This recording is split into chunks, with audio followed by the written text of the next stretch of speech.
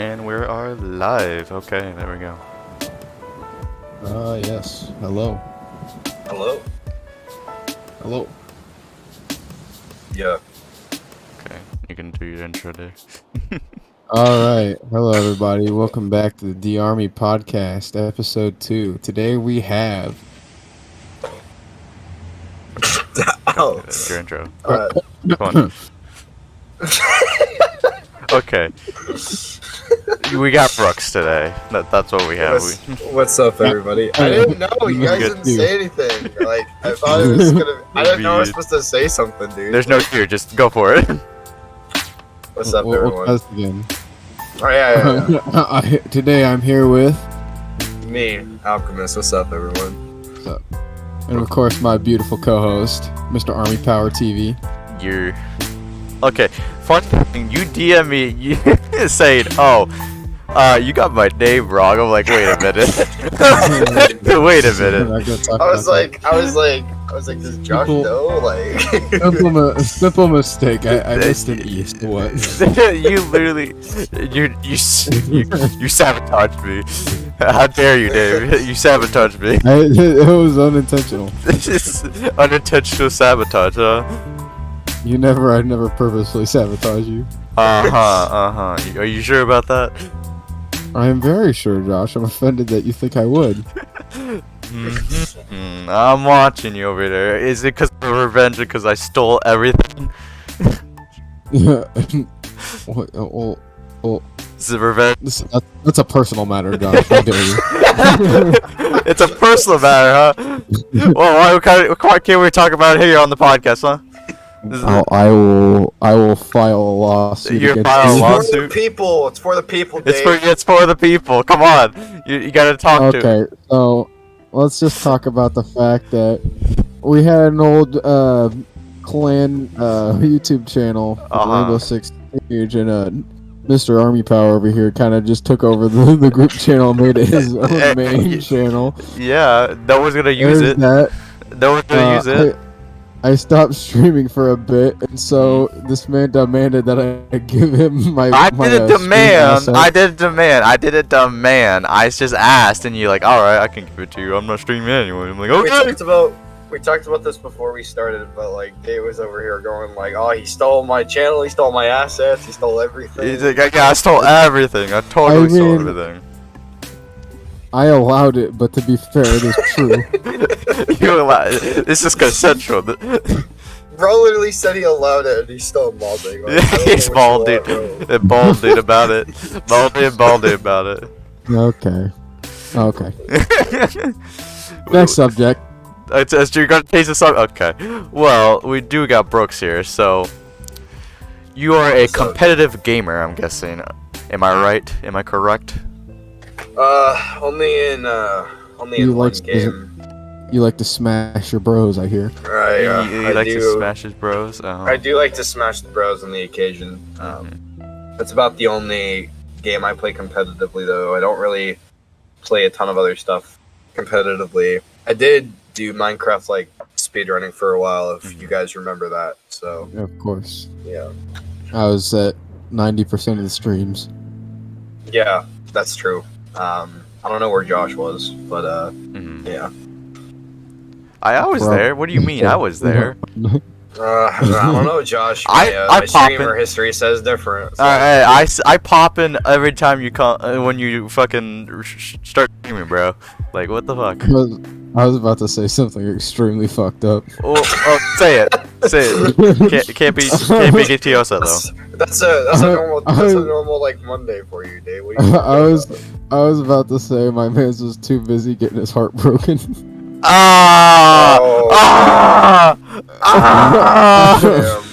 Yo, that's too far, bro. Yeah, we don't need to go into that. That's a little too far, bro. A violation. That's a little bit of violation. That's a violation, my god. That's a bit of a violation. That's my bad. Hey, yo. I gave the opportunity. I said I didn't want to say it, but you're just like, oh no, it can't be that bad. It can't be that bad. Remember, then you violated. I didn't want to say it. And then it was that bad. I didn't want to say it, but you asked for it. Oh, that's. Our alert's broken. It's okay. You'll always have but me. thank in you, your Fire. life. You don't need a follow. woman when you have me. Yeah, but fuck. Why is our alert broken? We might have some technical difficulties right now. But go on. Oh. You said your legs are broken? The alerts and everything are broken. Oh, alerts. Yeah. I was like, bro, how's this man's legs broken? He's My sitting man- in a chair. I'm sitting in a chair chilling, bro. I'll have my legs broken. So, Brooks, how did you originally get into Minecraft speedrunning? Yeah, so shoutouts to anyone that's watching this video, or sorry, stream that like came from kind of where I started. But I initially joined like this Minecraft community of people online, and it initially was like an SMP server.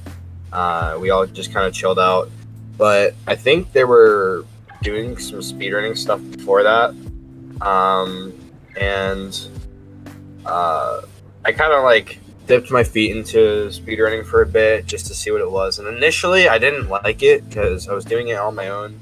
I started to do group speedruns with my friends, and it was actually really fun. And it kind of reignited my passion for Minecraft a bit because it was kind of stale. And so I remember Zacharet kind of introducing me to everyone. Shout outs to you, Michael. Love you. But it was just kind of just kicked off from there. I kind of learned like all of the best strats to like speedrun. And then I kind of stopped because I was kind of getting like the same times, and I was like really putting in a lot of work to be better, and I couldn't get quite there. And a lot of these people I'm talking about, they still stream like speedrunning stuff now.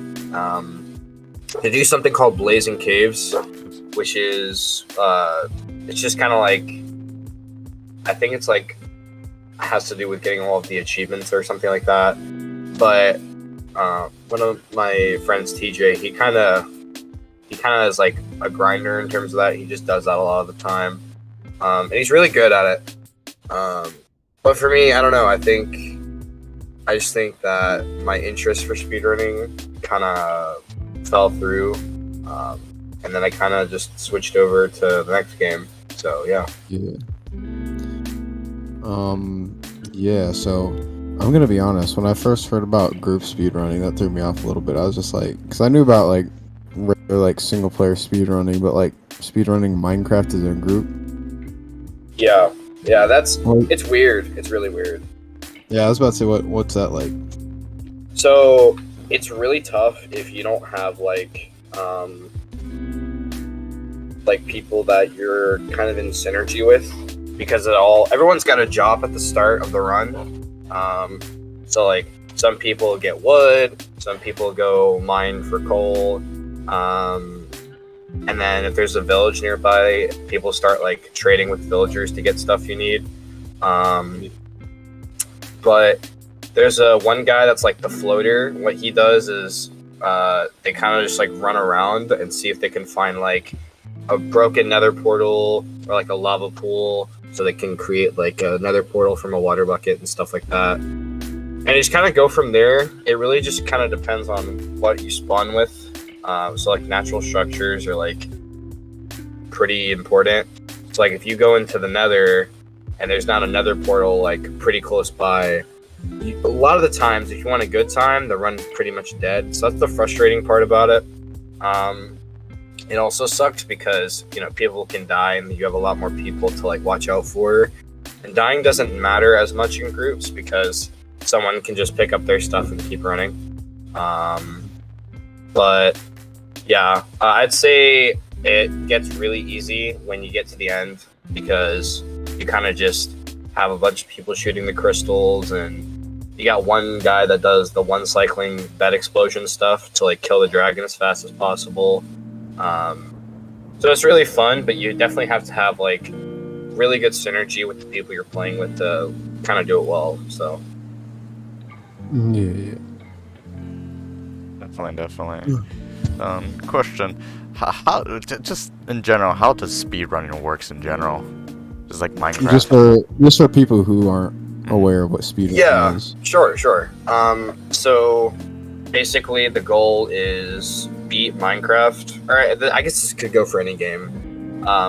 If the game's got like a story, then you try and beat it in the quickest time possible.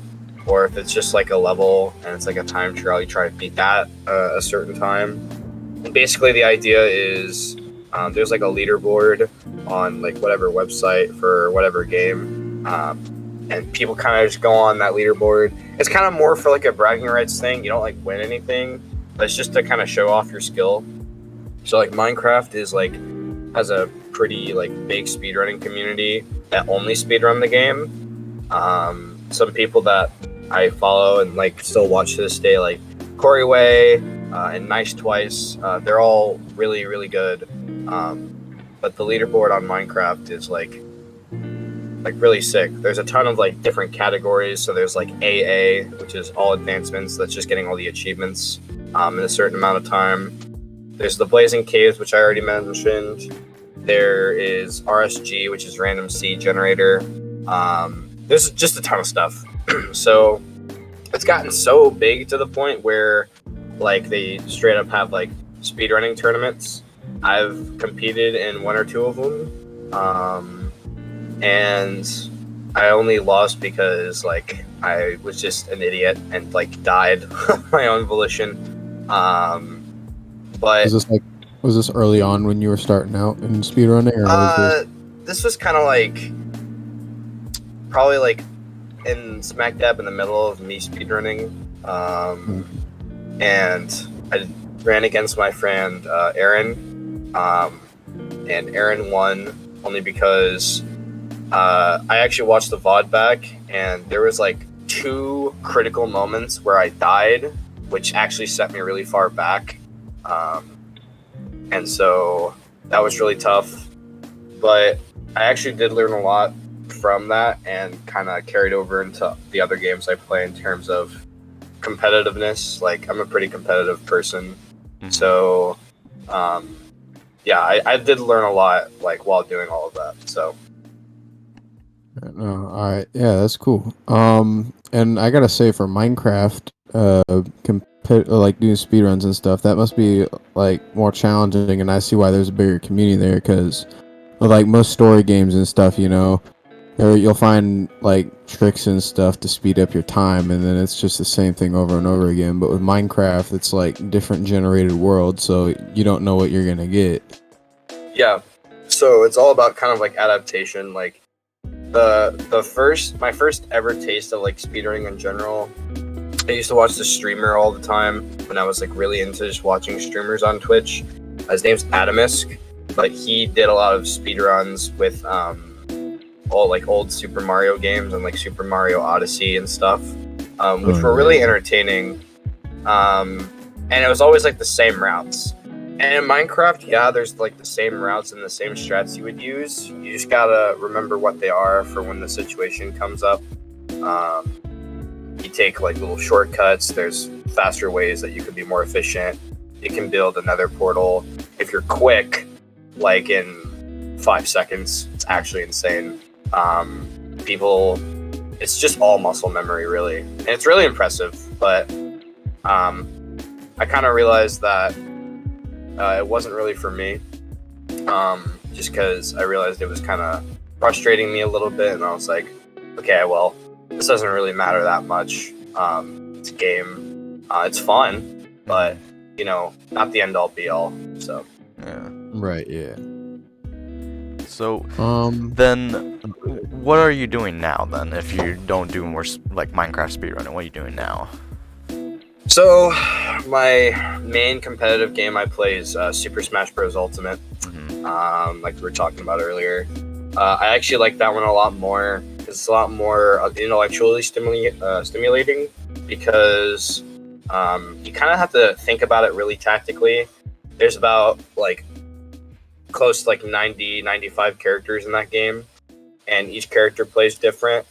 And for context, everyone, the reason why my guy is Banjo is because I used to main Banjo in Super Smash Ultimate. I have since actually dropped Banjo as a character, and I've switched over to Diddy Kong. And I still use Banjo as like a secondary, and I use him for like really weird like matchups that I'm not comfortable fighting because I don't know it. But Diddy Kong is my main guy now. He's a lot better character, and I definitely got a lot less frustrated when playing Diddy Kong.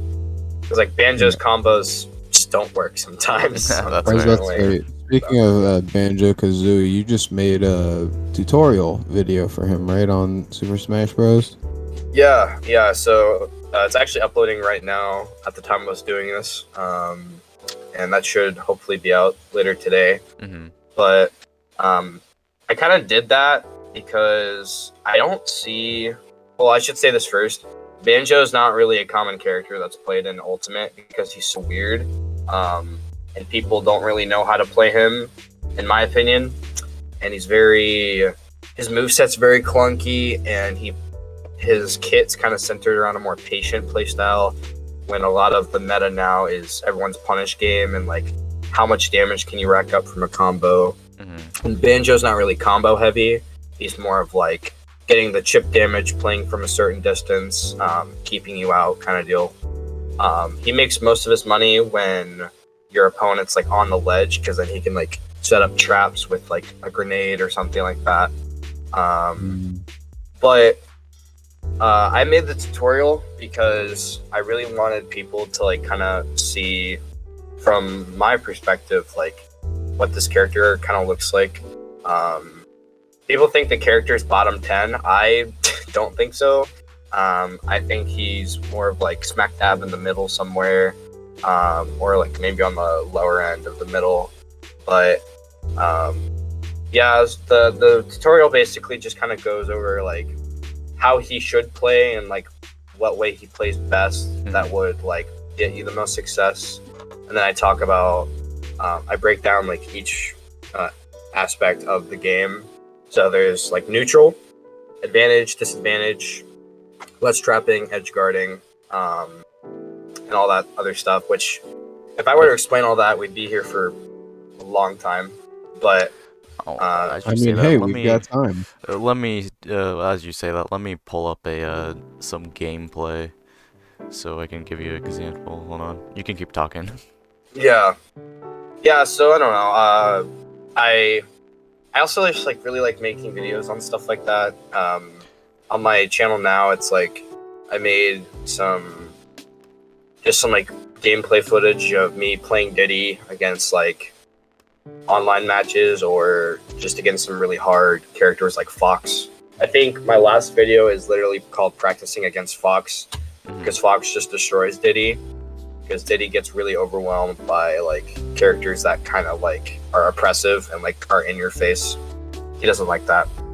But yeah, I'm actually really happy with the way the Banjo video turned out. I think it's been one of my best videos I've ever made. That being said, there's only 2 videos on my channel, but I mean, you guys know I made like a ton of videos. I've deleted a ton of videos. There's a lot of videos I have that are private. That's kind of what I started to do now, is just private or unlist my videos and not like delete them outright, because they got me where I am. Do you plan on making more Smash Bros videos in the future? Yeah, I have a couple of ideas right now, not including this video. I'm working on like 6 other videos simultaneously right now, and they're all kind of in different stages of development. It'll be like, I'll probably make a Diddy Kong character tutorial at some point. I'll kind of make like some like bags of tricks videos like for both characters, because they both can do silly stuff. Yeah, and I'll actually kind of explain what's happening here in this video. So Raito, who is the Banjo player there, so he's the best Banjo in Japan, if I'm not mistaken. He's really good. He actually mains Duck Hunt, but he has really been liking Banjo. This clip is from, I think, a couple months ago, maybe. Yeah, let me look at it again. It's like 7 months ago. Yeah. So Raito basically really likes to kind of keep the opponent out with all of the projectiles. The grenade that you kind of see there. He'll probably, yeah, there it is. He'll do that. That's kind of meant for you to keep the opponent out, but what he's trying to do is bait the Sephiroth player to like challenge the grenade pull, so then he can punish. So as Banjo, you're going to be getting a lot. You're going to be like looking for like a lot of grenade follow-ups. So basically, you're waiting for them to get blown up, and then you can like do some stuff. Rido does a really, really good job of like keeping them out and like just kind of stalling them when they try to approach from the air. Banjo's really good at like poking, but Rido is probably not the best Banjo like ever. I would say that's probably someone like not really a lot of Banjo players. I wouldn't say the best Banjo overall, but the Hunter is really good. He and I talk about Banjo all the time on Twitter because like no one else knows this character like us. And then as well, Wanpi, who is actually from Florida, where I'm from, but he mains Palutena, but he has a Banjo secondary, and it's really good. And you know, they've talked about, that's a misinput. They talked about like how Wanpi plays really optimal Banjo. He actually just did really well at Battle for the South. I think this past weekend, he got like 13th, which is kind of unheard of for like someone that plays Banjo. So that was cool. But yeah, this is just kind of how you're gonna play Banjo most of the time. Wow, that's crazy. Yeah, he's really good. So, leading to that question, what inspire you to like competitively play like Smash? Like who inspire you? What inspire you? Like yeah, absolutely. So I didn't play Smash when the game came out. It actually, I started playing it as like soon as COVID hit, pretty much. And I was a freshman in college. I was kind of playing Minecraft, and I was getting a little bored of that. This is around when speedrunning was like starting to kind of fade out a little bit, but I was also in a weird spot with it because I didn't know what to replace that with. So my friend, that's crazy. My friend Dusty, shout outs to you, man. He played Smash competitively. He loves the game. He doesn't do it anymore just because he's busy and he has a lot of things that he'd rather put his time to, which is fair enough. But he mained Bowser. And so I was over at his house one day, like my freshman year. I didn't really have a ton of friends yet. I was kind of still in my like awkward introvert freshman phase. And he asked if I wanted to play Smash, and I was like, I don't even know what that is. Never heard of the game before, which I think is weird.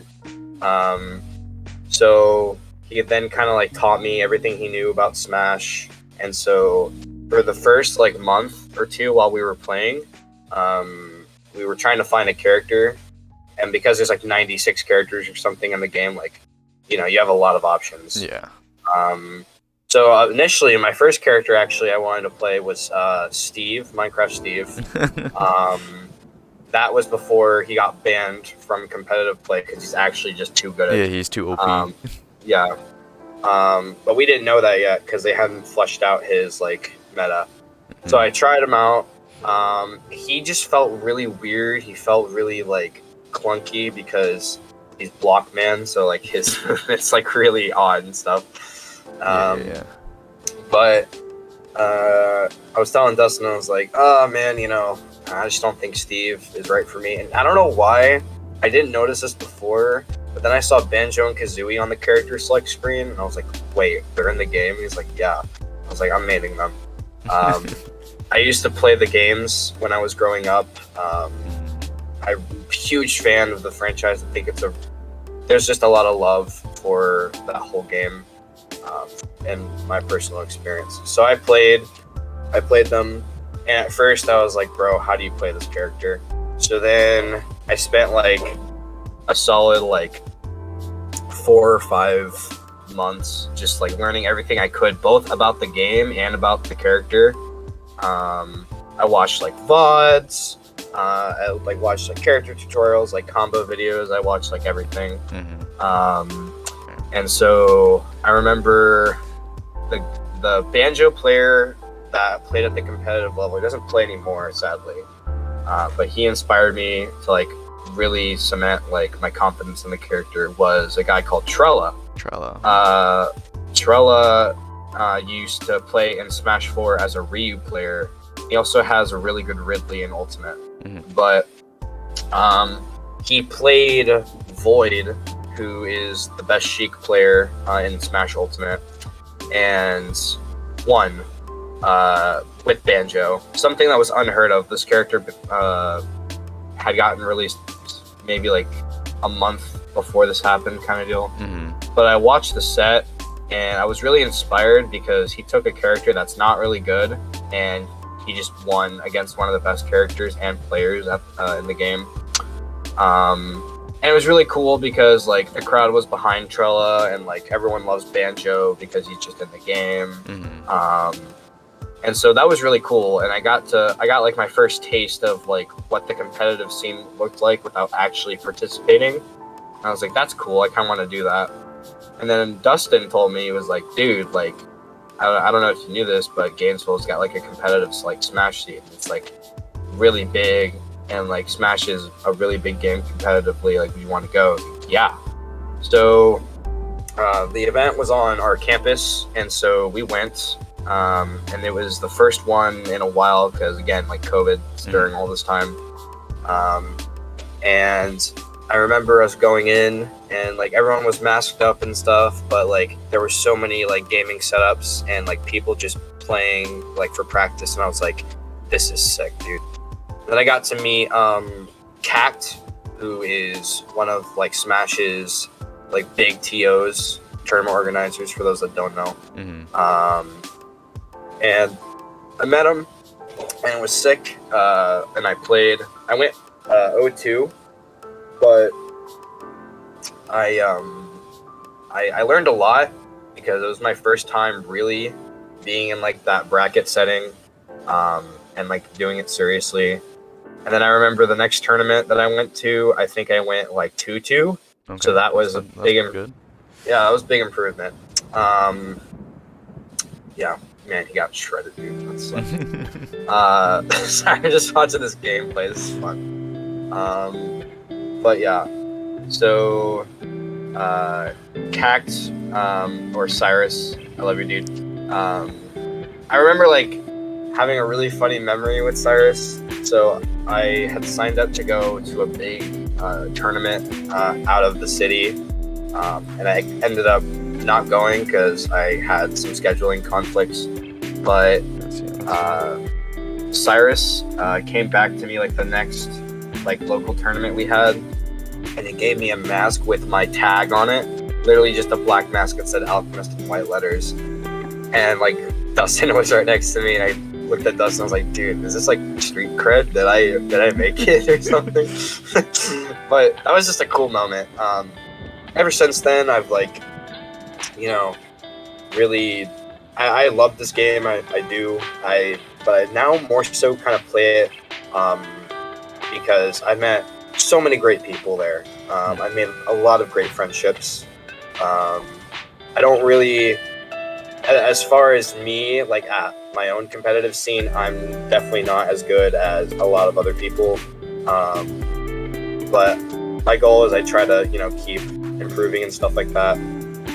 Of course. I wanted to take a moment and shout out some of the people in my scene that are actually like really good, and just some people that I think are great. I want to shout out Tunic or Tyson, Nerva, Goober, Manzana, Mr. Perk, that's my boy, Diddy Kong player, Polo, Navatra, I love you, Max, Dawes, Sec Eagle, so many more that I could name, but those are just a few that have really kind of shaped who I am. Also, Poet, I love you, Ryan. I miss you, dude. But yeah, so just kind of I just kind of keep learning basically with this game, and it's a lot of fun. So maybe I said too much. Yeah, but, you're good. No, you're good. Yeah, we've got time. So I actually had a question. go ahead. So, continuing on the conversation of Smash Bros, I believe I don't remember if you got in or not, but you were attempting to get into, what was it, a summit?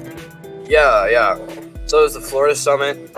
So for context, in the top like competitive level of Ultimate with like the top 10 best players and stuff like that, they had an invitational called Smash Ultimate Summit. So how it would work is they would invite like 4 players of their own volition, and then the rest would qualify from tournament placement, which was like 6, and then the rest were voted in by fans. So it was a good way to get people into the event that like to show off characters you wouldn't ever see at the top level. The biggest example is this past summit. Unfortunately, it was the last summit because the company that ran it unfortunately went out of money. And They went bankrupt. Yeah, bankrupt. And you know, that was really unfortunate because there's a lot of really talented people there. But the biggest example of this was SkyJ, who is the best Incineroar player, and Incineroar is not common at the top level, and SkyJ just makes them work because we call these people character specialists. They just spend all of their time and energy into like this one character and try their best to just perfect it. Yeah. There's a couple of people like that. Like there's Gluttony, he plays Wario, and Light, who plays Fox. But then there's also people like Tweak, who's my favorite player, and he plays multiple characters to cover bad matchups. So he plays Diddy Kong. He's the best Diddy Kong player, and he also actually plays Sephiroth, who Ken is playing on the screen right now. And yeah, I mean, it was just so much fun. But anyway, so Florida Summit kind of did like the same deal. They would have people enter based on placements in tournaments and also getting voted in. So I knew that I probably would not be getting into the summit as like placement because I'm not, let's be honest, not that good. But I did think I had a chance doing it the vote-in wise. I thought it was possible. So I campaigned for it. I didn't get in. I did try though. But 2 of my buddies in Gainesville did. Those were Nerva and Manzana, who I've said before. I think they did really well. They did like super well in the sense of like just kind of making it really far. I think Nerva made it farther than Manzana did. But it was like all of like the best players in Florida, and one of the rules was like you had to be like you had to like live in Florida to attend, which I really love. So it kind of really kept it more local. And then a lot of our like scene kind of watched it together, like while we were doing our tournaments while they were gone, and that was really fun. We just like would kind of cheer for them. So I didn't get in, but that's okay because people from Gainesville got in, so that was awesome. Yeah. That's interesting. Good. Oh, a question for you. I just thought of it. If a org comes up to you and say, "Oh, I want to sign you on a competitive Smash Bros. Like team," would you take it? Yeah. Honestly, I don't know. I love Smash, and it's a really fun game, and I have a lot of fun playing it. But I don't know if I would ever play it that seriously at that level.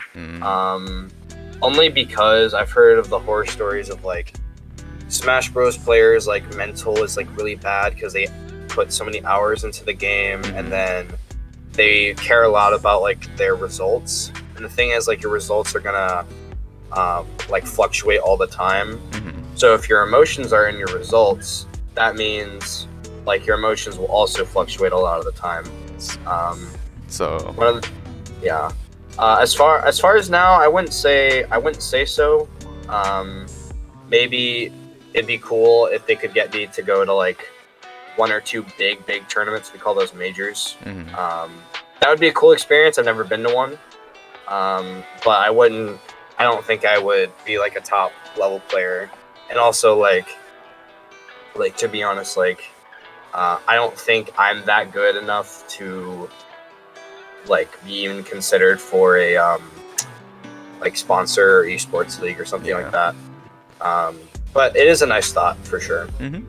Yeah, there's that too, and that you got to think about it. You're signing a contract, so you're like obligated to do stuff for that org, and signing a contract is a big commitment. Yeah, like you're required to like kind of pull results for them because that's how their org gets exposure and money. Yeah. So. But yeah, that's definitely a good question though. Yeah, no, that was nice. Good stuff. Okay, so while you were talking earlier, I decided to scroll through your Twitter. You want to pull it up? We'll start off with it's not anything weird. We're gonna start off with I saw you posting about what is CLF or CFL? What's the tweet exactly that you're reading? You want me to pull it up? I was trying to see. That's just I just noticed it was mentioned a bunch of times, so I wasn't sure if that was some sort of event. So yeah, CFL is central. We should call it like our Central Florida area. That's kind of like NFL. It's like North Florida. CFL Central Florida. Okay. SFL is South Florida. So like, there's the different regions, and then like in those regions we have like our sub regions, right? So like there's Gainesville, there's Gainesville and Jacksonville and stuff. Gainesville and Jax have a like pretty like funny little rivalry.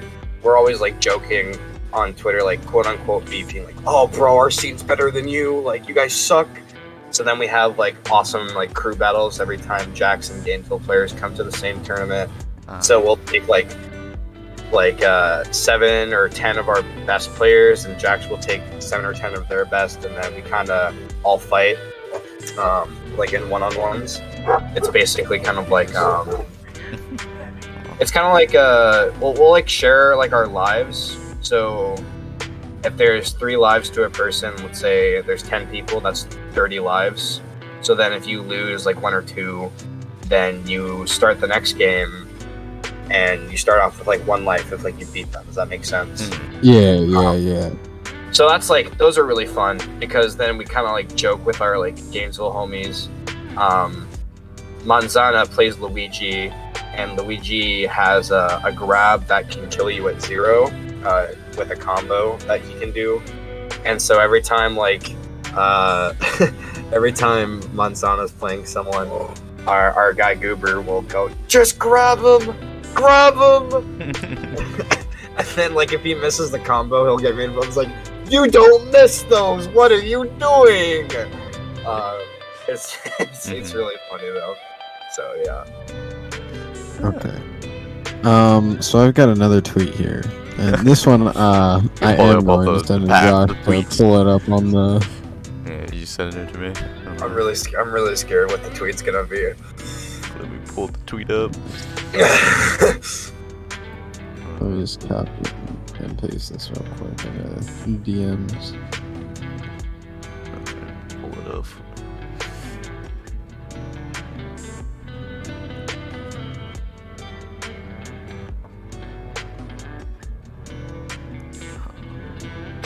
Dave, I don't know what you're cooking up here, but I screenshotted it.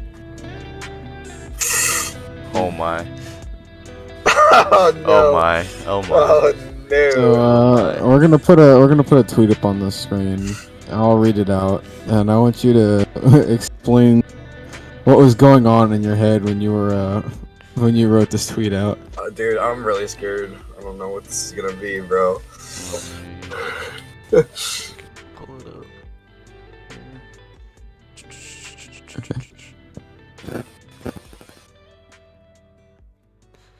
Yeah, there we go. Okay. So the tweet reads, "Getting bodied by Benin would make my day." Hard eye emoji. all right. So some context here. So, Keenan's his real name's Keenan, but he doesn't come to Gainesville or anything. He's not a Gainesvillian, but he's really good friends with Goober. And so sometimes Beanin will visit Gainesville and like hang out with everyone. He's a really cool guy.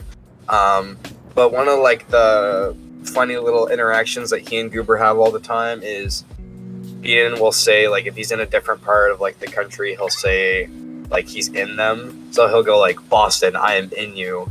And then Goober will always respond underneath with, "Keenan, I am in you." And it's just really funny. And so like that's kind of Beanin's like sort of like humor. I actually totally forgot I posted that. We're bringing out old tweets from the past.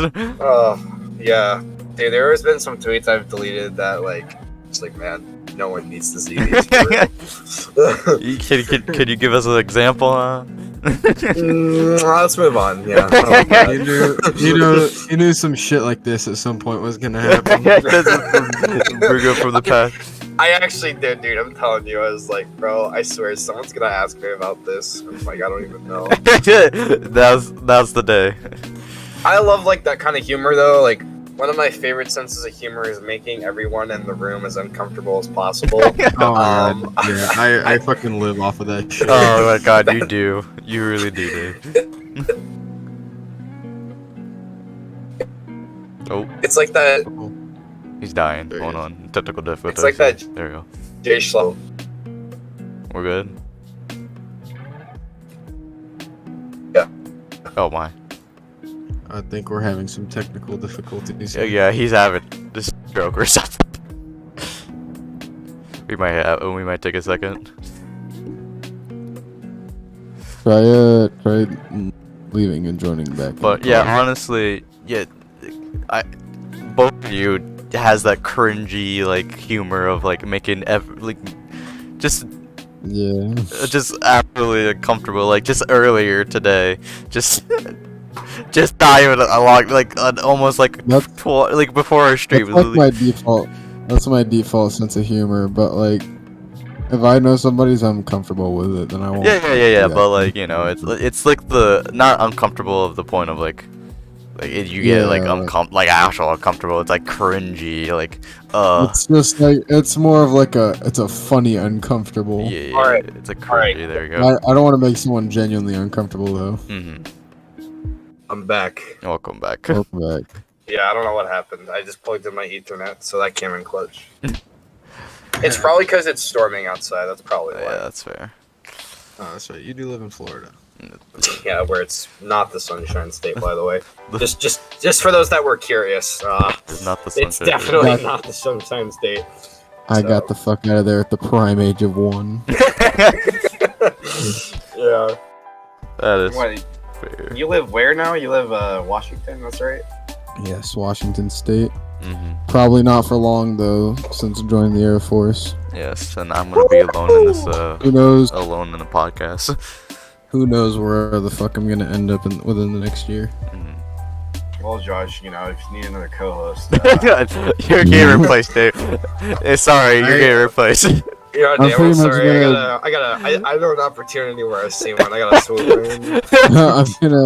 I'm gonna be in Texas for my basic training and tech school for the next 6 months. Yeah. Oh, cool. And then I'll figure out where I'm getting stationed at. Let's go. Once I get stationed somewhere, I should be able to like do shit like the podcast again, and I probably just won't be able to do it while I'm in like for the next 6 months. Yeah, that's fair. I broke that. I think I broke that. Hold on. Uh-oh. Let me fix the bot real quick. While he's fixing that, so I know you're playing Valorant right now, right? Is that something that you plan on like making videos on, or do comparatively? Blah, blah, blah. Yeah. I wouldn't do it competitively. I don't think. I think that game's really. And I'm also at it. Smash. So that's kind of the really Nice. like annoying. He's dying again. He's dying. Um, Oh no, internet goober. We were doing so well. But Oh. you you good? Yeah, I think so. Yeah, we're good. Oh, he's Yeah, up. I might be touch and go for a little bit because just the weather. It's all good. But Yeah. anyway, yeah. So to answer your question, so Valorant, game I'm especially good at. My friends Michael and James, who I play with a lot, they're really good. They kind of have taught me everything I know. I always kind of had like that guy that's taught me everything in a game. So that was them for Valorant. So yeah, I don't know. I don't see the appeal. It's really fun to play, and I play like the comp game mode and stuff, and like I rank up and all that. But I wouldn't like do it competitively. We kind of fun little quote unquote esports event with like our friend group that plays Valorant. So we just did like a 5v5 and we had commentators and stuff, and it was just a stupid thing we did. But it was really fun.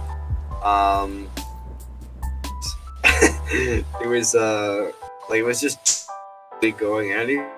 The wheel like the whole time for like no apparent reason. But yeah, Valorant knows that's. Nope. I don't know if I would do it. I don't know if I would do it like competitively all the time. Yeah, that's fair enough.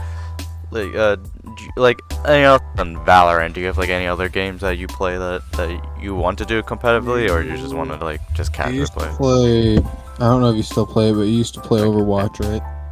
Yeah, I was actually really into Overwatch a lot, and I still am, just not as much.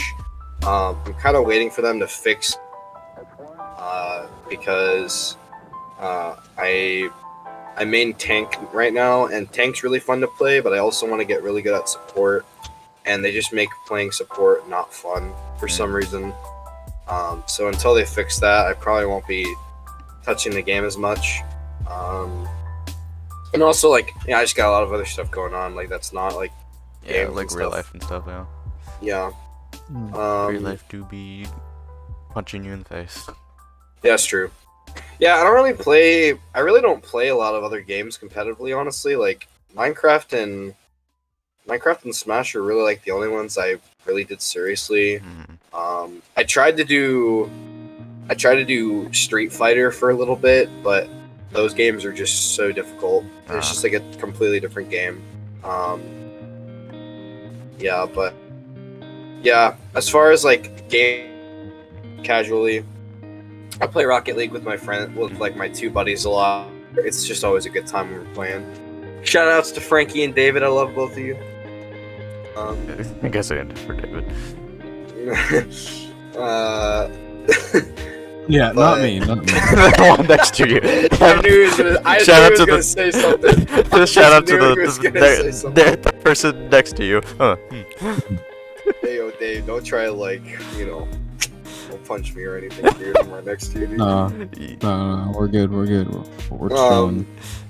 No, yeah, so I'll play Rocket League with them. I play a lot of shooter games. Like, I was a kid, so nights I'll play, like, just chill.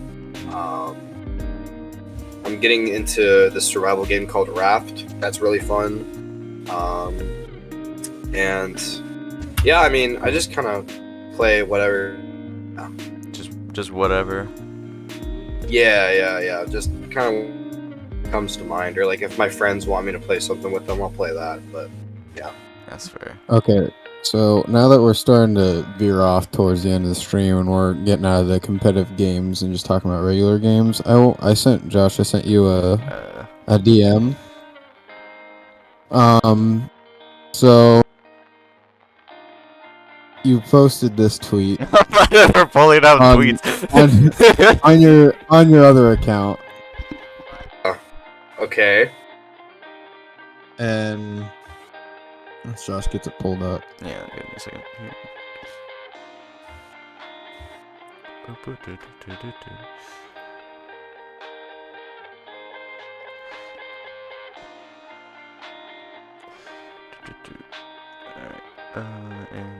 go. Oh, shit, there. There we go. So, you tweeted about Arkham Asylum a while ago, Batman Arkham Asylum. This bro literally thought made me think it was gonna be a terrible tweet. No. Some controversial tweet. How good do you feel about this? This was from last year. Back Yeah. in, what is that? September 8th. Oh, 8. No, that's not September. Wait. Anyways, I'm bad with numbers. Math right now, brain cells are not I'm working. bad with my months. But so you posted this on Twitter, and for appreciating this game so much, I gotta say I'm still waiting on your second episode of your Batman Arkham Asylum. I knew he was gonna say something. Bro, it doesn't even matter because I deleted the first video, bro. Well, It doesn't even matter. why did you delete the first video? Like, why? Because That, I went back and watched it. Like the mic quality was bad. If anything, I'll remake it at some point. It's not gonna be now though.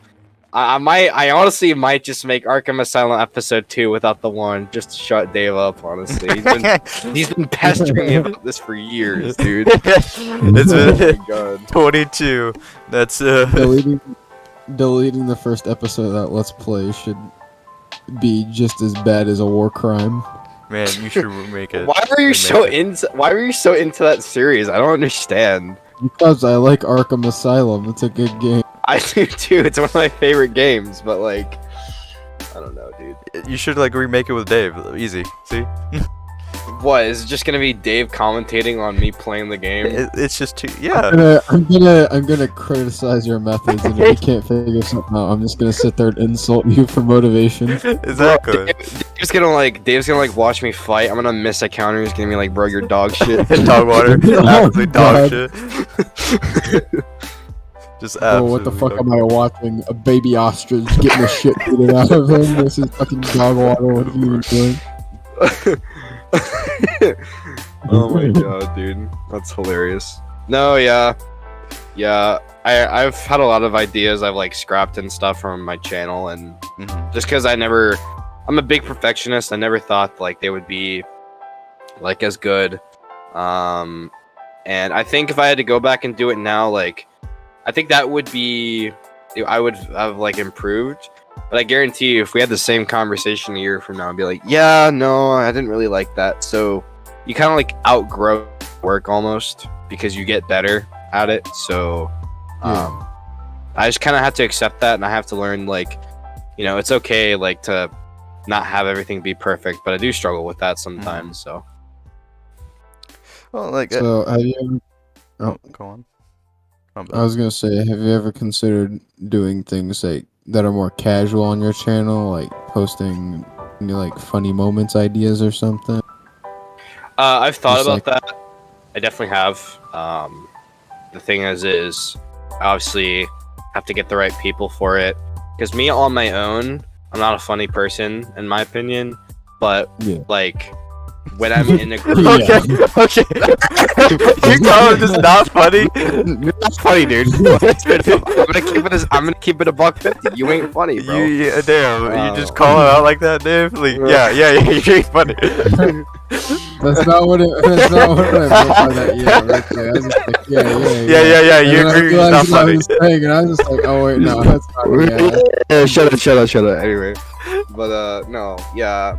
Like if I'm like with a group of friends, like I become instantly more funny because I don't have to do the hard work. My friends make the jokes for me, and then I just kind of piggyback off those jokes and make it more funny. So, giga brain. So yeah.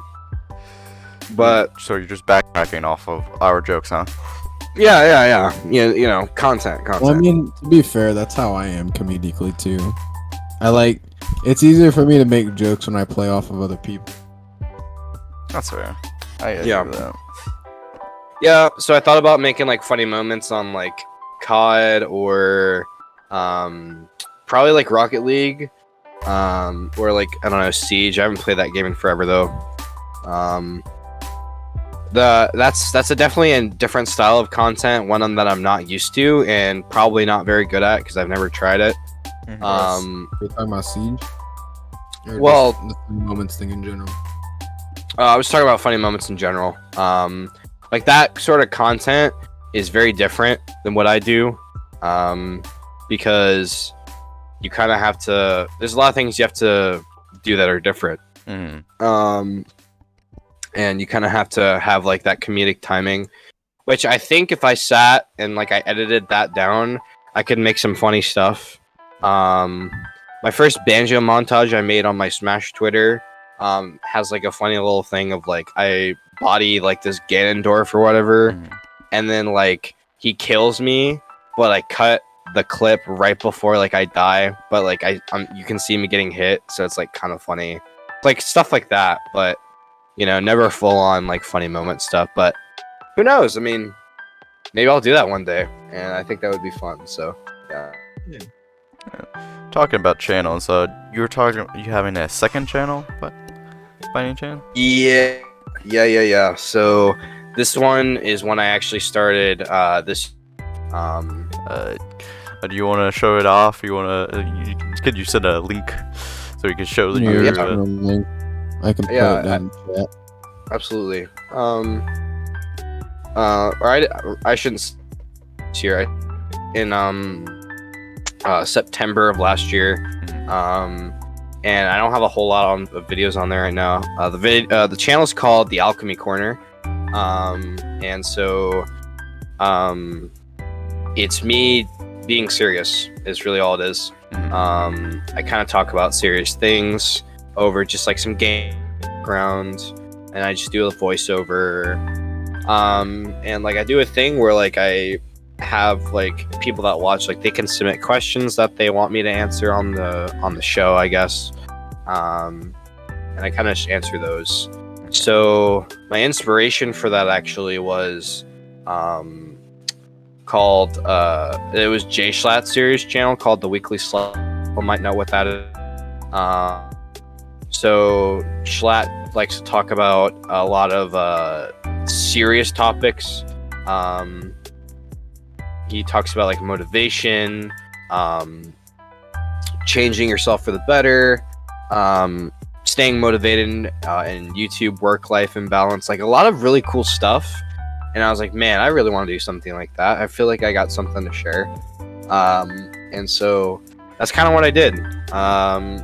And I honestly really enjoy that channel. I love making videos on that channel. I haven't in about 4 months though, just because I've been whatever I've been doing.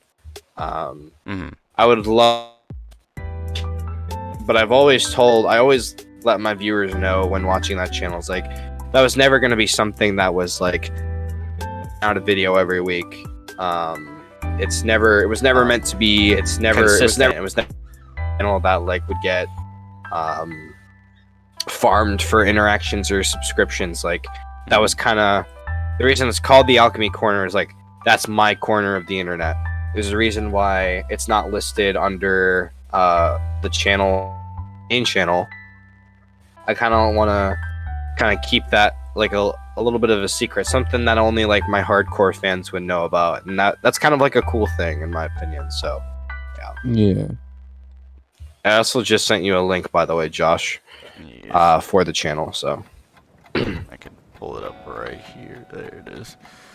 You can send it to me too, or if you want to put it down in chat. Oh yeah. Sorry, I just realized you were talking to me. Well, let's pull it up and you can talk about it, if any more about it. Hold on, let me. Yeah, sure. All DM for to you, those Dave. Of you who are listening here on Podcasters, Spotify, and YouTube, all of Rooks' links will be down in the description below. Thank you. Yeah, please guys, come check it out. It's cool, and I feel like I'm not the most wise guy in the world, but you know, I think I got some stuff to offer, so I really appreciate it if you guys tuned in. So yeah, so a little bit of backstory here on, oh man, I got sub, let's go. A little bit of backstory on this channel. So both the profile picture and the banner were made in something called Canva. Dave was kind of roasting me about it before we started today. Actually, all my art's kind of like that. I've gotten a lot more into like graphics and stuff. Just trying to test myself. I'm really happy with how this channel turned out. And yeah, my format's kind of like either me talking about something I've come up with, or the ones that are in quotations are me answering like a fan's question, like that. Yeah. But anyway, I actually have like a Google Docs like sheet that I kind of look at and where I write down all my ideas. And then I have a Google Forms sheet where fans that like watch it can like submit a question, and they can ask like whatever. And it's like pretty basic stuff, but it's really good. And it kind of gives me an opportunity to be vulnerable with everyone, because I'm a pretty emotional person. I kind of think about things in a deeper way. And so the Alchemy Corner kind of gives me that outlet. I didn't really want to do it on my main channel because I didn't felt like it fit. So I wanted to kind of have those be separate so people could see this side of me as well. Well, I'm guessing you're enjoying it while doing it. Yeah, I love it. It's not even that it's like hard work to make. They're so easy. I literally just record gameplay, like no audio, and then I voice over it. I kind of write myself a little script to just read off of that sometimes. Yeah, I'll probably make a video or like a returning video soon. I like how my latest video was called The Return. Meanwhile, I haven't like posted 4 months ago. Yeah, 4 months ago. I don't know if I'll like do another one where it's like, hey, I'm back. Probably not. I'll probably just like kind of keep going. I'll probably mention it offhandedly, be like, yeah, I know I've been gone for a while. How you guys doing? Blah blah blah, but not make it the whole video kind of deal. So yeah. Yeah. Well, it's definitely an interesting channel. I never heard of this at all, so this is very new from you. So yeah, this is I don't really tell a whole lot of people about it. One of my buddies, Christian, actually gives me a lot of really great feedback on it. He like watches all of them. Shout outs to you, Chris. A lot of shout outs today. I got a lot of people. That's He's definitely one of them. That's all right though. We want to share the love. True. Share the love. Sir. Yeah, and then you guys know my main channel. I post like the 2 Smash Bros videos I have on there. So yeah, that's Yeah, we can pull that up real quick. We can pull that up real quick. True. Let's pull this up real quick. Hold on. I gotta find your channel real quick. You can just send me the link. It's in like the VC text chat or whatever. Gotcha. If I want to load everything, there we go.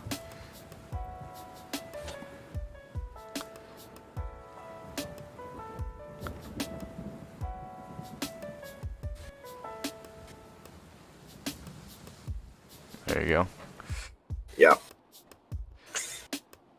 Yeah, so this channel has been around for a while. It's gone through many rebrands. You guys probably have seen a couple. I guess for a while I was trying to figure out what I wanted to like post and Minecraft, and then I realized that like Minecraft is like really oversaturated. And Smash to a degree is also oversaturated, but there's not a whole lot of content creator smashers. But the ones that are most notable that I kind of take my inspiration from or tweak, like I've said before, and then Coney. And Coney is one of the top Smash Bros. Ultimate commentators. He's hilarious. He's doing really well. The other one is also Mars, who's the best Zero Suit Samus player. But he's all about like teams. Like every Monday, like he posts Monk Monday videos where he just plays Donkey Kong online and just sauces on people. It's pretty great. But yeah, that is about it in terms of like for like the Smash content. So oh, definitely. Yeah. Let me see. So you used to stream. You've streamed a couple of times. Do you plan on keeping up the streaming and being a little more consistent now, or? Yeah, I used to put this pressure on myself to like stream like every day of the week or 5 days a week, and I just realized it's not feasible. So my biggest struggle was like figuring out what to stream, because I've always wanted like to stand out and for my stuff to be different. But I would probably say, yeah, I would probably do it like more in the evening some kind of time, or days a week. And I think I honestly think that I'm gonna keep playing Valorant because that's the easiest for me. I could but I've actually really enjoyed the Valorant streams a lot, because you have to like, it's not really something because I usually have to like actually think about it while. But with Valorant, I don't care about Valorant as much, and like Valorant kind of makes me commentate anyways, and Smash doesn't really do that. I'm kind of like dialed in. Yeah, like your focus on playing Smash and Valorant. Yeah. So anyway, but I think for now I'm just gonna do Valorant stuff. Me and my buddies actually, the guys I put. There's a channel called Reckon Studios that I'm a part of, and right now we're looking at making some more GTA 5 missions. We're just trying to get body actors, because and it's on Xbox. We're trying to get body actors because we just can't find any. We have the voice actors and everything, but we just need the body actors. So that's kind of on hold for right now, but we're just trying to get that up and running. So that's another kind of thing I do on the side as well. So if any of you guys are interested out there, yes, please. Literally, like, you don't even have to like know. We really just need you for this. Please, looking for months. Thanks. So yeah. We're saying the streaming. What's some like streaming content that you want to do but can't right now? Like due to like followers, money, stuff like that. Like what do you like? Any ideas that what you want to do that you want to like super badly do? Yeah. So I've kind of formed a lot of my ideas around like the content creators I watch. My biggest inspirations in terms of content creation have been J-Schlatt, Technoblade, Philza, Blitzwinger, an OG. Lots of people don't remember him. JonTron, McJuggernuggets. But yeah, so many other people I could name. But J-Schlatt like does a lot of TikTok reactions and like funny video reactions, and I think that would be funny and fun to do. But I think for that to work better, I would need a bigger audience. So that's something I don't really want to do right now. I would also like. I also want to interact with my chat, kind of like what Ludwig does.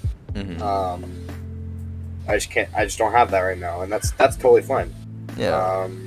I'm okay with that. So just kind of really stuff that allows me to interact with my chat more, I guess.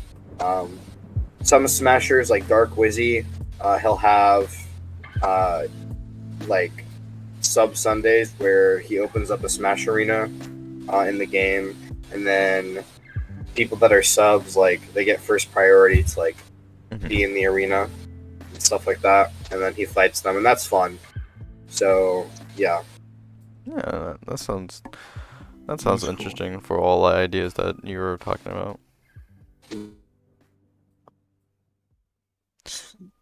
So, you're currently in college right now, right? Not currently in classes, but going back in the summertime. I'm currently like Yeah. working right now. So, with making content and stuff, how's that been, like, juggling your college life with, like, your Or like work content life and like content, yeah. Yeah, because I know you had a job, too, at some point. Yeah, so I used to work at a grocery store, and I still work there, but only like 1 or 2 days a week. Because I got a new job working like with. Yeah, I got a new job working with the University of Florida. I'm working for their football program, and so what I do, kind of, the title is UAA videographer, which is the University of Athletic Association.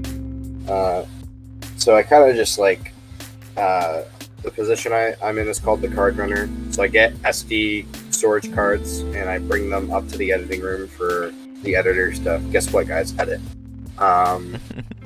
So the thing is it's definitely not easy. I have to do a lot of time management, which admittedly I'm not very good at. So like it's kind of caused like some strain. Strain's not the right word, but caused some disagreements with my family because they think I'm spending too much time on what I'm doing, like in terms of the video stuff, and that I should either be working full time or doing school full time. But you know, I always explain to them, I love doing this. I mean, it's my passion. Yeah, and I feel with most content creators, that's like a very common situation. Is that my parents are just like, oh, do you understand like the chances of you actually like being able to do this full time? Which, they're not really aren't. Yeah, they're not wrong, but it is a risk to take if somehow pop off or The main thing with doing content creation is that if you really want to like make a name for yourself, you really have to stand out from the crowd. Like, yeah. When I was first starting out in streaming, this is when I was like doing like my first stream or something like that. I watched called Chief, and I asked him. He was a smaller streamer, so like every time I would put a question in there, he'd always answer it.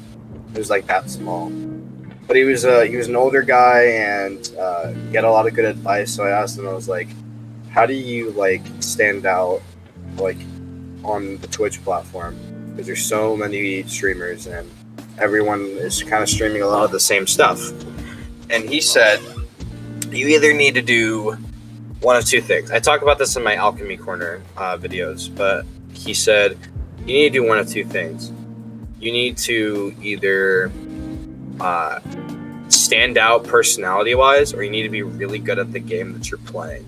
But it benefits you greatly if you have both of those things. That's why like Ninja blew up, right? Ninja was really good at Fortnite, and Ninja's personality is hilarious. Jay Schlatt may not be as good at games, but he is an unforgettable personality. People literally don't forget him every time they watch him. Well, he lacks in like ability to play. He more than makes up with his personality. Yeah, his personality and his humor. That dude, I don't care who you are, that guy is funny as fuck. Exactly, his humor and his personality brings him out more than gameplay. He's hilarious. But for me, I'm like okay at both gaming and personality. So really, I've tried to work on like my personality side, like having like that online persona that a lot of like streamers have. You have to have that because your normal personality, quote unquote, usually, unless you're just naturally funny, can't be what you have on like your stream a lot of the time. Like Tommy Innit, for example, Tommy turned off his stream one time, but he didn't actually turn it off, and he became like a completely different person. He was like calm and mellow, and he was just focused. Not usually what he is. He's more like loud and stuff. So yeah, I feel like a lot of content creators, they definitely have to put like a facade on, like this gimmick, because you know the common thing now that I've noticed, and it's been the same thing the past couple of years, is that loud equals funny, and personally never got that, but that was a big thing that blew up. It's like like Speed, for example. If you were loud and you talk really fast, that just somehow automatically made you funny. And those kind of people started blowing up for some reason. Yeah. Works. And I mean, no disrespect to Tommy in it. I do like his content, but like yeah, it's not content for you. I was gonna say this, Wilbur Soot, one of my other inspirations, because he kind of like that mold, if you will. So he's not like loud, he's just awkward, and like he has like the awkward funny, but he does it so well that like he's just like been so successful from it. He's also charming, he's a really cool guy, but like for me, I try to kind of figure out like where I fit into all of that. And that's honestly like probably been the hardest challenge since I've kind of stepped into this world. Sure, I'd love to make content creation my job. That would be sick. But I do have to look at the reality of things. Not everyone makes it. Like my parents are right. Like not everyone makes it, but that also doesn't mean like that I shouldn't give it a shot. Yeah, like you shouldn't try at all. Miss 100% of the shots you don't take. Like, you know. Yeah, no, it's very hard to make a career out of content creation. Yeah. And I think it is a good thing to have something to back that up, just in case that doesn't work. Like you're going to what are you going to college for? So I'm studying religion and theology. I plan on transferring into the main university here because the one I'm currently going to doesn't offer anything like that. So I would like to do something in the ministry. Even then, though, I thought about changing my major again to something blue-collar work. So like welding or air conditioning and heating or something like that. You can... Now, go ahead. The funny thing is, Dave is going into the military as an electrician, so you both technically now both of you can make a company. Yeah, I mean that's true. It's a very good thing though to learn a trade, like Josh mentioned, that I'm going into the Air Force for electrical systems. Electricians in the civilian world get paid a lot of money. There's certain areas I believe where they make like $60 an hour. Yeah, it's insane. I thought about being an electrician too. I always thought it was like fun to like work with circuits and stuff. But I think welding would probably be the cooler one for me. It's like the work, and like even if I did like AC and heat, like I'm in crawl spaces, I'm in all this other stuff. Yeah. So just trying to there as well. Because the thing with electrical systems too, being an electrician, is that part of my training is going to be I'm going to have to climb like telephone poles and shit, and those can get pretty tall, like as tall as like maybe a 3-story building, and all I'm gonna have is like a harness that like attaches to my body, and I'm gonna have a rope that I'm gonna sling up while I'm pushing against the rope to climb up with. Like that's probably not as secure.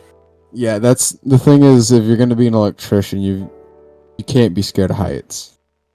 Dang, looks like I'm not gonna be an electrician. Well, you know, it's like I honestly still have like the idea of like possibly going to the military, but like for me it's like the scare hype. So it's like saying that it's like I might become a helicopter mechanic. That's like the job I want in the military, and it's like the scare of heights. It's like I do have the scare of like having the fear of heights, and so I was like, okay, well let me try to like break out of that by like doing basic training, by just doing the training of being helicopters, being in the air type deal.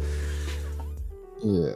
So. No. Yeah. Well, and the thing too is that like the telephone pole thing, it's just part of the training, but it doesn't happen so often, but it does happen.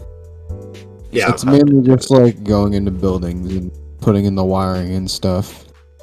One that I think's more specific to the military is like electricians in the military. They'll have to work on like a runway, the light strips and stuff on the runways. Mm-hmm. Yeah, no. So that's fair. I give you that. I thought about joining the military too for a while. Thought about being like a combat medic or something. That's kind of what I wanted to do. But let's be honest, it's probably a good thing you didn't go into that. No, honestly, like saying like you want to be a combat medic, I think there's literally a job listing for the army. I don't remember. It was like the Air Force or the Army. I don't know which branch was it, but literally they were promoting wanting combat medics like in my area. I was like, whoa. I believe it. I believe it. So here's the thing with me and joining the military. If you want to join the military, I'm all for it. But the thing is, you want to make sure you get a job that will translate into the outside world when you're not in the military anymore. Because, I mean, yeah, being a combat medic and all that, that's a cool job. Like, they have all these cool jobs, like loading bomber planes and stuff, but you don't have that in the outside world. Well, so. Yeah. But you can transfer into like a EMT. Yeah, you can still cross train. Like if you plan on being in the military for a little bit, then yeah, like go do one of those fun jobs. But at a certain point, I'd say go and get cross trained into something that will actually like help you get a job on the outside. Well, like, say combat medic, you could become like a EMT or like a Yeah. That would. So I would be wrong on that one. You can still be like an EMT, but there are a lot of jobs. Like I said, those guys that load the bomber planes and stuff. They don't have bomber planes in the civilian world. Yeah. Josh is absolutely right. Like combat medics, like a lot of the time, like when they get out, they become like an EMT. I actually thought about being that too. So I mean, like that works out. Like a firefighter or whatever. I mean, the thing still with the combat medic is like, do you really want to go out and get shot at, or? It's not like, well, I don't think we're. Well, there's a reason why they're called a combat medic. Yeah. I get that. It's just like, I don't know what the job description is, but it's like, you know, I don't think all combat medics are in the field. I don't think anyone wants to die. If we're being honest, but but I mean, somebody's got to be out on those front lines. Yeah. Injured soldiers, you know. And I wanna like serve something greater than myself, like my country, you know. Like better me going out there than me kind of like sitting here doing nothing, dude. Exactly. Yeah, and I mean no disrespect to anybody who wants to be infantry or combat medic. You generally need people like that in the military, and I just want to stop and say thank you to all those guys that do that. You know, not a lot of people are willing to do that. You get a clap. Yeah, for real. Thank you for your service. There are so many brave men and women out there. Like, and they don't get talked about enough, and they get mistreated in today's society, which I think is just absolutely absurd. So it's crazy because they make such a big sacrifice. Like, especially like I said, infantrymen, they literally put their lives on their line. Any day they go out there, that could be their last day. Yeah. And that's all because they want to serve their country and make this country a better place, which honestly we kind of need a lot of that right now. Yeah. And also, like, bro, like, I just feel terrible for like the people that like have to go to his home, like say, hey, he was killed in action. Yeah. So yeah, like imagine being in the military and you have to go tell this soldier's wife and his kid, or it could be the like opposite, husband and kids, parents, or whatever, that their husband died, their wife died, their mom, their dad died, their son, their daughter died. Yeah, that's crazy. And it's people that were able to survive and manage this, that they just get treated so poorly, and I don't understand why they give up so much.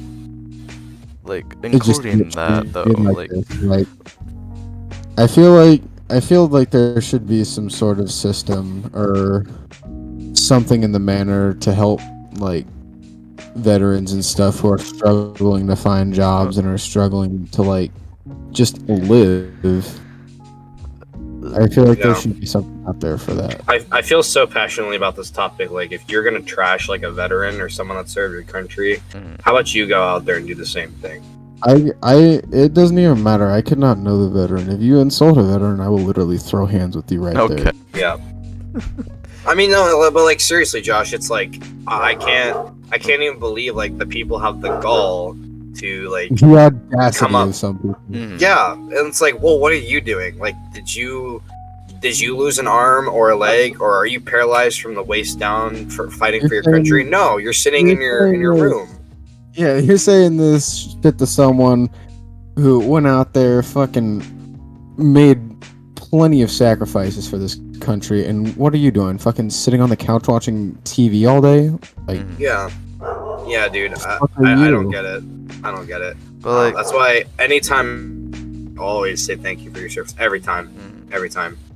So. Although I wouldn't overdo it though. There are some guys out there that are just like they hear it so often they're just like, oh fuck, yeah, thanks. It's like, bro, just let me get my groceries. But like, including to like the like being out there. I mean, it's still a good thing to do though, even though they might not want to hear it because they've probably heard it so many times. Respect your veterans, chat. Oh my god. Yeah, do it. Respect veterans. Everyone listening and everybody watching the VOD.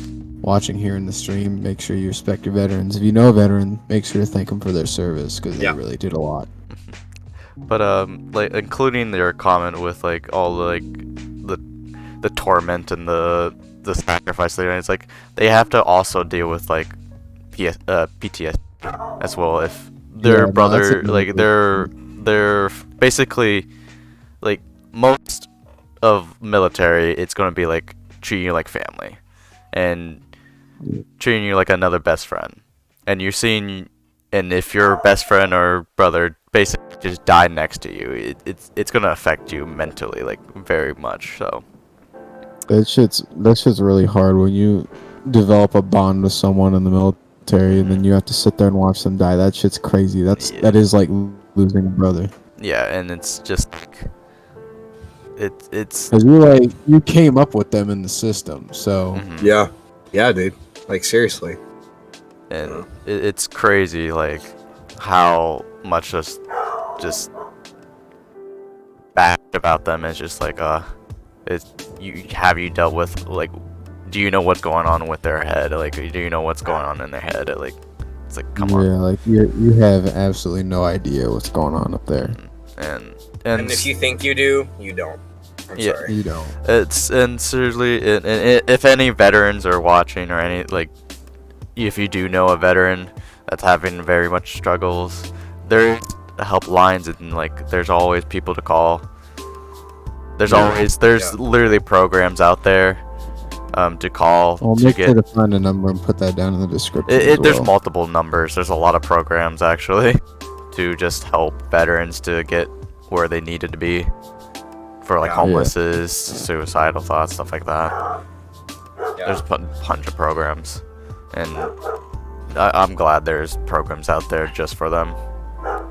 And I understand, like, these sorts of topics are very, like, they can be touchy, they can be sensitive, like, especially when we're talking about, like, suicide and all this other stuff. Like, I do want to take a moment to say, like, you know, you're not the only person in the world that isn't okay. It's fine.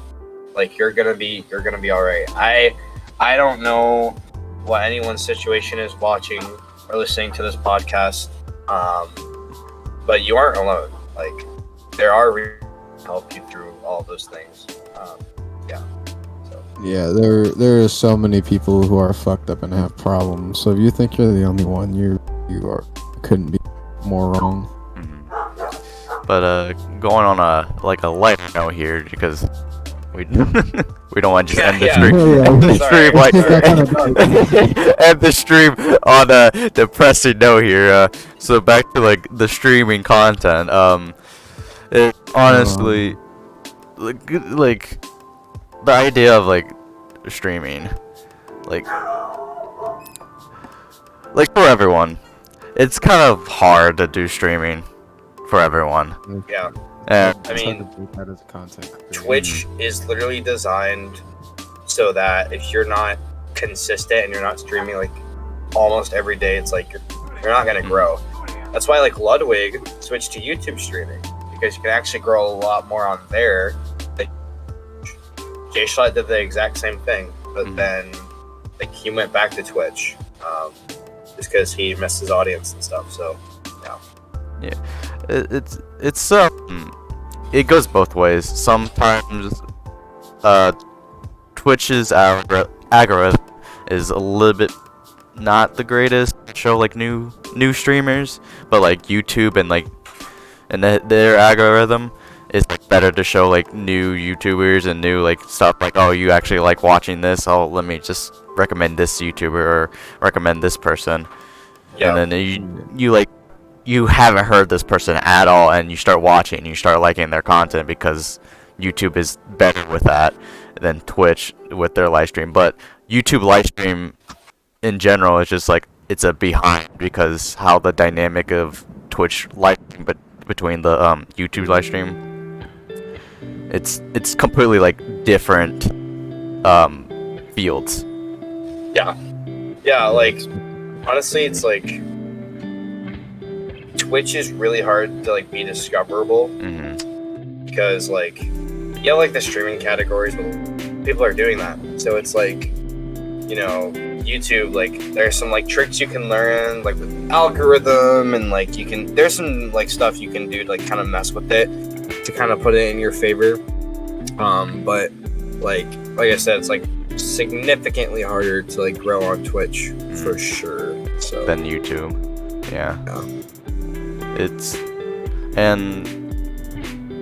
like getting like a contract or being a partner of like Twitch. It's very much hard work just to get a point to there. Like me being an affiliate, I still even haven't. I have like the requirements of like the followers and everything, but I don't have the consistent the viewers per stream. Yeah, that was me too. Like you really have to dig your heels in if you really want it that bad and just get it, because but once you do, then like everything becomes like a lot easier, I'd say. It becomes way easier when you become a partner, but that's like significantly harder. Yeah. So it's good that like Twitch has like those goals in place for you. But yeah, I don't know. Like just trying to like figure all of it out. So. It is indeed much like you have to put a lot in, like there's a lot of time and work that a normal person can't do. I was about to say, what is Twitch affiliate? 50 followers? 50 followers. It's 50 followers. You need to like 3 people per stream, just constantly. Yeah. Just simply watching, and then like I think like 40 hours over a consecutive number of days or something like that. Yeah, it's like stream like 7 different days and like stream like 40 hours or something like that. Yeah. And you can stream all the hours, you can stream all the like the time, but like it's mostly views is the problem. It's like you need a consistent viewers. And I asked like some of my buddies, I was like, hey, I really want to get affiliate. Would you guys don't even have to watch the stream, can you just lurk? And they're like, yeah. And of course you could do that, but it's like it's sometimes you just don't have those type of people that just do that for you. Yeah. And you're just kind of like on your own trying to figure out what to do, just trying to start from streaming from the ground up. Yeah. It's kind of hard, and for you, Dave, it's kind of hard for you to do that. Oh yeah, for sure. It's like compared to us, like a little bit to us, Brooks. It's a little bit better for him because he has a bit of a following and a lot of more friends just to put into the stream. But what are you saying that I don't have friends? By far. Oh, by far, yeah. I'm talking about like his community. He literally has a little built more than. There's that, and I haven't done like a proper stream in like what, a couple years. That's fair. Yeah, remember when we tried to play Lego DC Superdomes and you just like yeah, I remember that didn't work. I remember that. Oh, it's not. That went horribly wrong. I tried. It was this past Saturday. Me and Josh played Escape the Backrooms, and I tried streaming that, and that imploded. Well, it's because I was trying to do a VR stream, and so that was kind of like causing problems doing the VR. Like, if I were to do it desktop, it would have been fine. Probably. But I mean, Josh did end up streaming the whole thing, and the VOD is on his VOD's channel. Yeah, but it is like very much like the VR stream very much like finicky and very glitchy. Everything about that stream was kind of scuffed. That was a whole scuff, but after like getting on desktop and everything, that game was a whole desktop game. Bro, if anybody ever tries to play Escape the Backrooms on VR, just don't. I say not say just don't. There's a lot of improvements they can play it at your own risk. But it is very much finicky and very much like you have to. It's not just that, but like, yeah, the game already has pretty good graphics and shit. But actually, like it being a present in that surrounding, that environment. Yeah, I get it. Yeah, it's. I damn near pissed my pants. Just playing. Yeah, that's why I like it. First time I got, I damn near pissed my pants. Yeah, I believe it. But it's just like I'm 5'11". The thing that's like in the game when you're in VR, that shit's like 7'8" or something. Like that thing is tall, and it's just like a wiry thing. I promise you, it would not make a difference if you were like 6 foot or 6'1". Like, dude, that's equally as terrifying. I'm okay. Yeah. I'm the shorter one out of here. Okay, I'm only like 5'9". Okay. I'm hey, your average male height. No, 5'8's the average male. I'm an inch above average. Does that mean you're above average male height? You're chilling, dude. Am I tall for being 5'11" then? Yeah. Yeah. Yo, average is 5'8" for I think American Short male. King or no more. I can't believe I'm the tallest. I'm the tallest here. Yeah, I'm actually the shortest person. Even through many friend groups, I am the shortest person. Like thorough, like Caden and Brandon and everything. I'm just trying to remember names. Brandon, yeah, like they're like tall. 7 foot. I can't remember. Or not 7 foot. Holy shit! Christ. No, not 7 foot. 6 foot. Yeah, he's 6 foot. Like out of everyone, I'm the shortest one. I'm pretty sure Caden's like 6 foot, and I think Brandon's like 6'2" or something. Yeah. At work, I like walked past like a football player.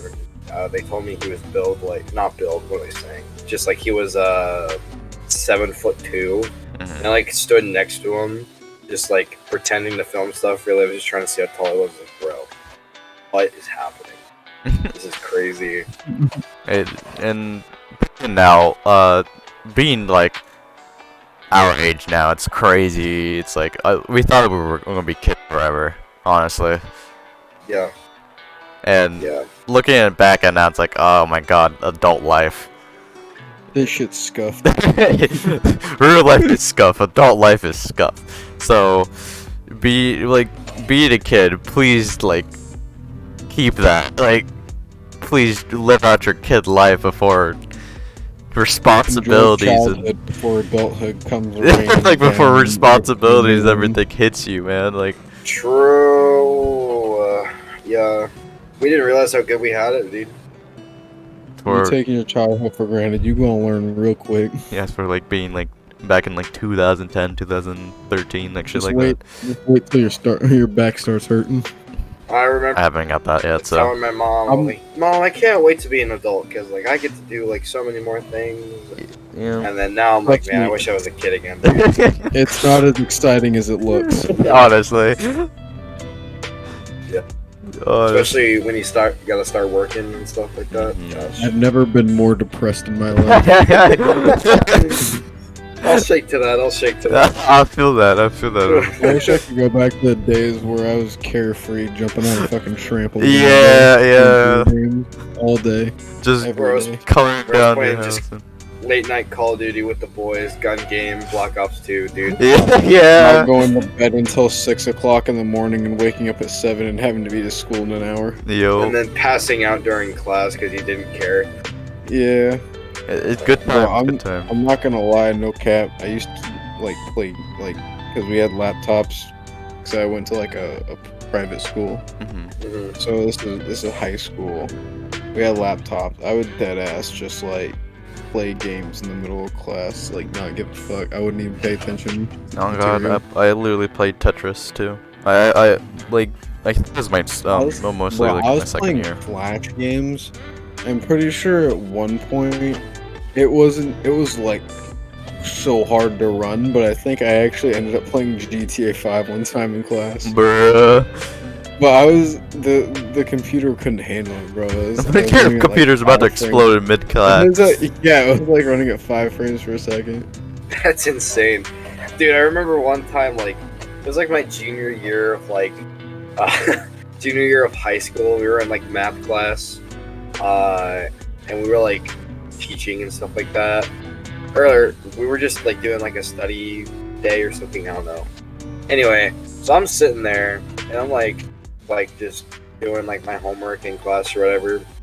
And 2 of my classmates, I see her playing Clash Royale, and I know that because I hear one of my friend's phones go, "Hog Rada!" Oh my god. And then I hear the sound effect when the final castle gets destroyed, and then my other friend's "Man, fuck you!" And then he got sent to the office, but it was so funny. That's fair. Oh, dude, we got a chatter. Oh my god, Chatter.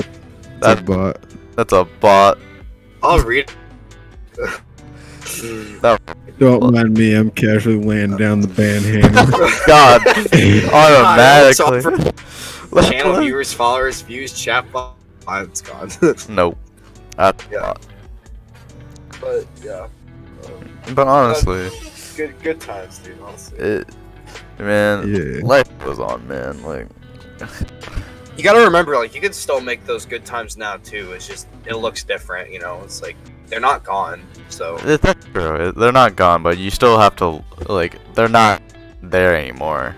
It's you can't be in the moment no more. You can look back at it and recognize it and rememberize it, and it's just but you can't be in that moment no more. Well, that gives you something to look forward to when you're at work. It's oh man, the weekend I get to hang out with the homies, dude. Or when I get home, I get to hop on RL with my friends. It's That's true. Yeah. That's true. You already know Saturdays for the boys. Saturdays for the boys. You're right. Let's see. We have. Let me check my bulletin list here. Oh yes. The last bulletin over here. So Brooks. So the last bulletin right here. Someone's calling you a bitch. What's about that? Yeah. Alright, bro. I think we're gonna end it there. No. Yo, no. It's so who made this list? Dexter. Bitch. Little bitch. Dexter. So explain this bulletin for us. Oh. I thought he was explaining it. Oh, you made the bulletin list, and why is he's the one that came up with the idea. Oh, okay. So Brooks. So Brooks, why are you a little bitch? Stop spitting lies, bro. They don't know how you are outside of this podcast. Oh my god. What? Did you say they don't know how I am outside of the Five Guys? No. Not the Five Guys. Out of your rear, bro. We gotta get that earwax out of your ear. I said they don't know you outside of this podcast. They don't know how you are. You know what I'm saying?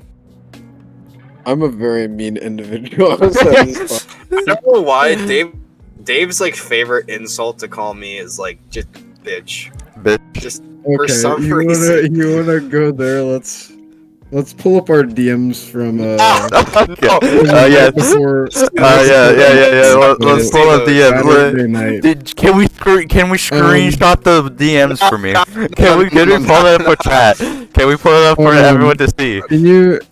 Can you share my screen somehow? I don't think so. Like, man, we're really doing this. What if I stream my screen and then you stream Discord? We're gonna get some streamception going in here. Oh man.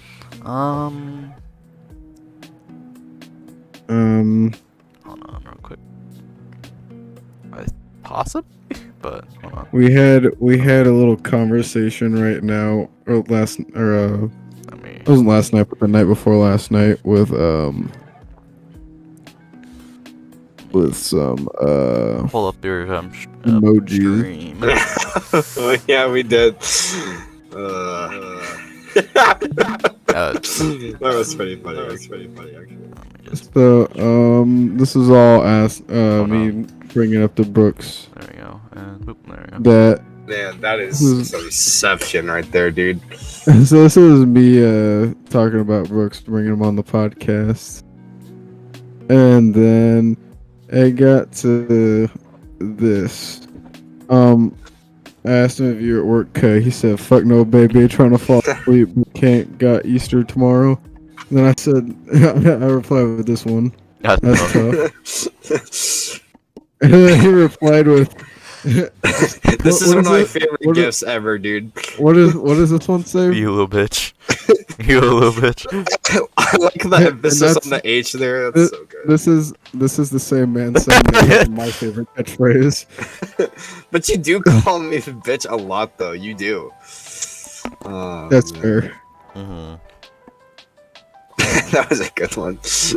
Watch your tone, motherfucker. Then you got what's your problem, kid? You.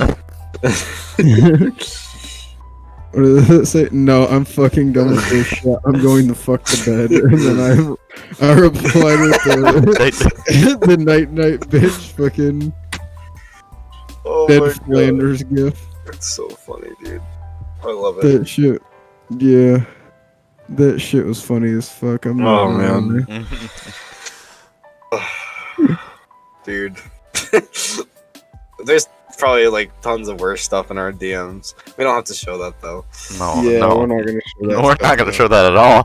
Josh, you're gonna get banned off of Twitch if we show that. Yeah, TOS would be crazy. No, we just scroll up a little bit more. Oh no. But yeah, it is. It's just crazy. Life is crazy. God, it really is. Life is crazy. Let me fix everything. But this shit's ass. I'm not gonna lie. life is ass. Oh god, life is ass. But yeah, that's pretty much. I would prefer to have an ass, not life be ass. Life be so, bruh. My man's over here being a horn dog. Calm down. Hey yo, chill. They don't know what we were talking about earlier. Yeah, it's probably best that we don't. Oh my god, I had to sit there. But we both know about. We all know. I had to sit there and listen. What do you mean? Oh my god, that was so funny, dude. I swear. Hey yo, chill, bro. Oh my god. All right. Well, I think that will be the podcast for today. Honestly, yeah, I don't think we have any more topics. So, thank you for everyone watching the Twitch stream, and thank you for everyone who's listening or watching the VOD. Please check us out on Spotify, YouTube, and what else we have? That's pretty much the main two. That's the main two. Something. I don't know. We're not doing RSS.com anymore because our live stream episodes are way too file long. sizes. They're way too long. They're way too long. We talk we too much. we a bunch of motherfuckers that like to talk too much. So yeah, for real. On God, but yeah, thank you for watching. Please check us out on Twitch, twitch.tv/ArmypowerTV, all in one sentence, no spaces, no out. Everybody wants to be down in the description. Yup. So everything will be in the description. Everything will be. Yeah, check it out. And it's fantastic, dude. Shout out to Brooks being on the Yeah. stream. So thank you for coming on the stream. Yeah, having me. I definitely. Yeah, no, we're definitely gonna have you come back on. This was a good time. Oh yeah. But yeah, do check out Brooks. What's your channels and what's your YouTubes? It'll also be in the description as well. Yo, Alchemist with 2 eyes under. 2 eyes normally on YouTube, and then all corner. Really, you can also join my Discord as well. It's post all of my like updates on what I'm doing. Yeah, let me spam this real quick. Hold on. If you do come in the stream when Brooks is around, you can do exclamation point Brooks, and his Twitch stream will pop up. So yeah, there you go. Check that out, guys. Any guests we'll have the exclamation command with their name if you want to see, and that'll also be in the title. So if you want to check out somebody out. Yes. But yeah, guys, thank you again. I really appreciate it. Yes. But that is everything. Thank you guys for watching, and we'll see you next episode, and most likely it will be in probably next week. All right. Yeah, most likely next week. I'll definitely be watching that for sure. Well, thank you for watching, guys, and we'll see you guys later. Have a good day, everyone. Bye bye.